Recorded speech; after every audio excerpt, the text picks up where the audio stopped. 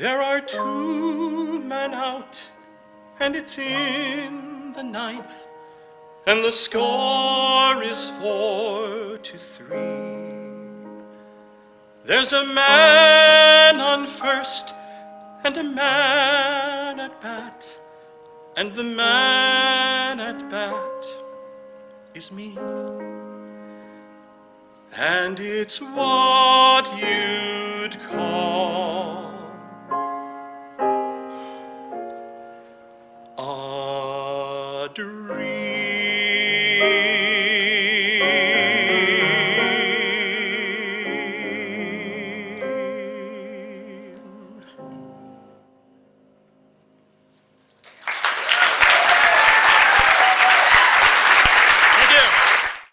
One particular event, starting the Wilton High School Madrigal Singers, of everything I've done in my life, I think had the most impact and the most important, not just because of the music, but because of the students, the friendships, the creativity, the discipline that came from, especially in the 70s and 80s, of having ensembles that were not only good musically, and my philosophy was always, you don't have to have the best voice.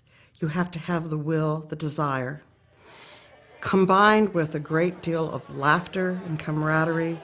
When I look at the dynamics of singing or making music and the creative process, first of all, there is a wonderful aesthetic about learning a piece of music and then performing it. To get to that place, you do learn as an ensemble that you do have to do things like breathe together, watch the musician, and listen to who is around you. Christ was born across the sea. The universality of being able to create something that can inspire joy and laughter and tears is something that you can't necessarily lay it out strategically. You lay out the techniques. And then if the group has empathy for each other, if they respect each other, if they respect the art form, then it will turn into something quite exquisite.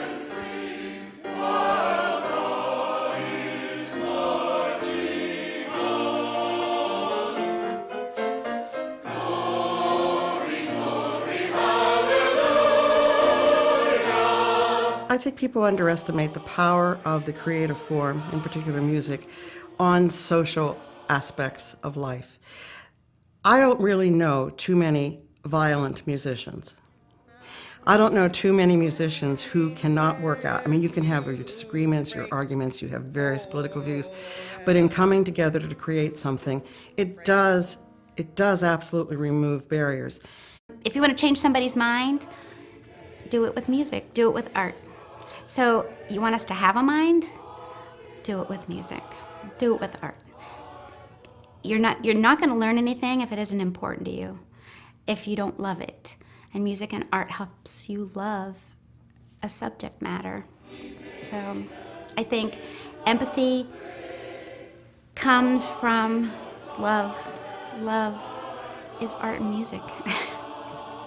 Must I travel far and wide till I am beside the someone who I can mean something to?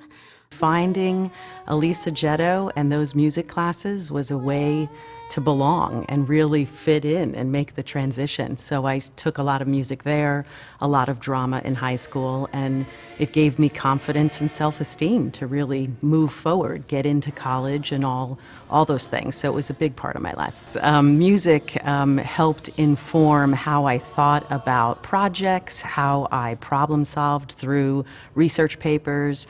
It gave me more discipline in my studies, because when you study music, you have to be disciplined. On team projects, it really helped with collaboration, because obviously when you're in a singing group, you have to be collaborative.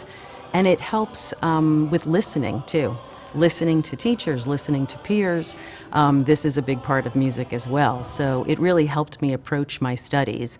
I think the other piece is poise and presence, which of course as a performer you have to have some confidence and leadership in your own way, and that certainly was necessary in college too.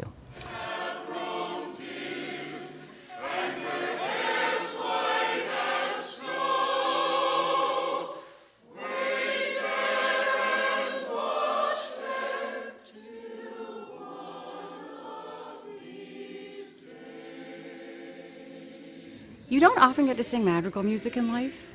I've been singing other kinds of music for a lot of years now, and this kind of music is so beautiful and so soulful.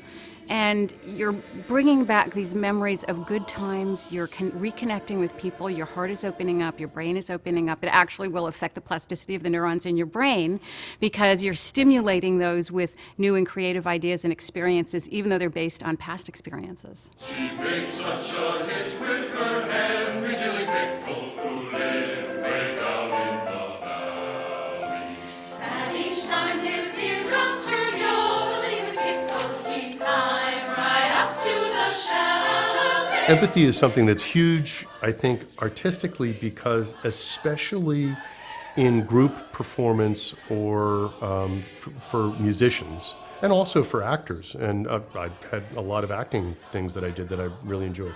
But especially for musicians, there's a give and take. And there has to be a willingness to adapt and to depart from the script. And you have to listen.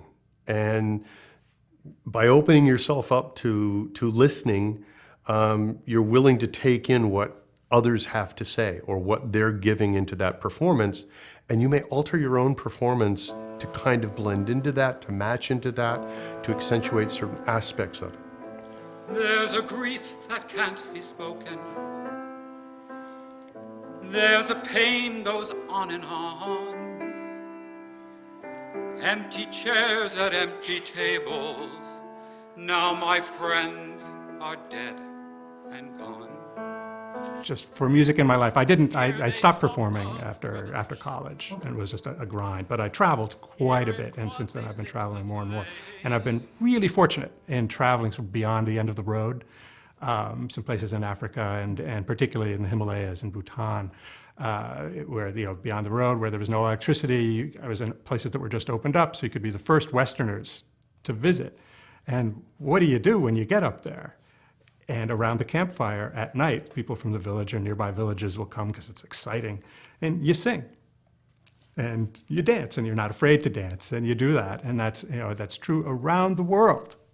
And it's been sort of a little bit, and sometimes I've traveled with people who aren't really comfortable doing that, and you sort of feel a little bad, because the truth is everybody really loves it if you make the effort to and do that. And it's wonderful when you can't speak can't speak their language, they can't speak yours. But they'll sing a song to you, and you can sing Jingle Bells to them, and they'll just love it, and it's a wonderful way to bond. I get along without you very well. Of course I do. I think it's the power of the music, the power of music, and the power that it brings people together. And there was something about our group. I think it was only 20 people. I think there were 5 people at a part, and when we were in high school, and we were all close knit, and it survived throughout all these years. There are 2 men out, and it's in the 9th, and the score is 4-3.